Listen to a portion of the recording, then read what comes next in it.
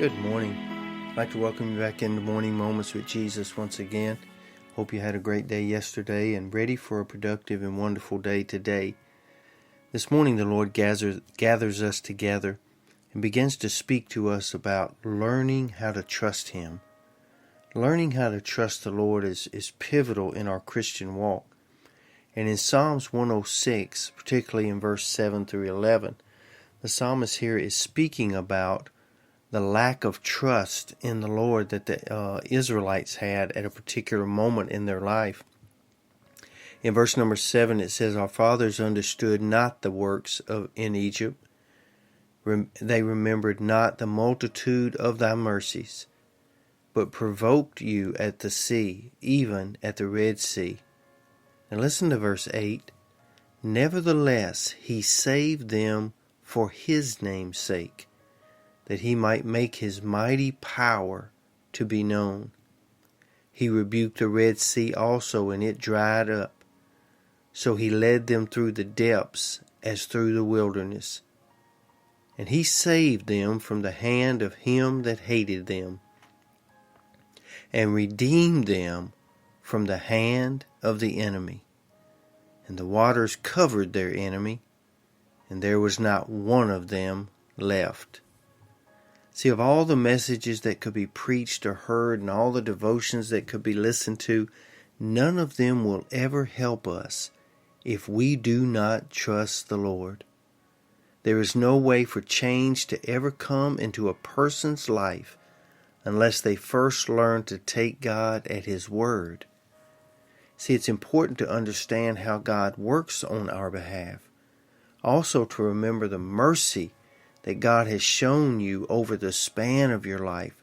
Reflect on that this morning. And although you may complain sometimes and you may question Him sometimes, He still saves you anyway. Not only your soul for eternity, but He saves you from things every day that you may not even know about. See, the Egyptians are classic examples to not only new converts but older believers as well. For this psalm refers to the famous Red Sea time in their life. And if we're honest this morning, we all have these moments when we must decide if we are going to trust God with His plan and His word. There are some beautiful chances here to really trust the Lord and watch His power at work. It's a truth that we all face problems, but all of them can teach us something about ourselves and about the wonderful power and protection of the Lord. See, one thing I noticed about this Red Sea experience that the Israelites had is, first and foremost, they had a problem in front of them, and that was the Red Sea. But I want you to understand this morning that it was God who led them to it. And if God led them to it, as we often say, He also had the power to lead them through it. It represents a testing of their faith in God because they had a problem with what was in front of them. This morning, I'm asking you if you have a problem with something that's in front of you, something that's an obstacle. Well, every obstacle should be a place in our lives where we get excited to see how God is going to get us through this time. I want to leave you this morning by letting you know that they not only had a problem in front of them, but they also had a promise in front of them.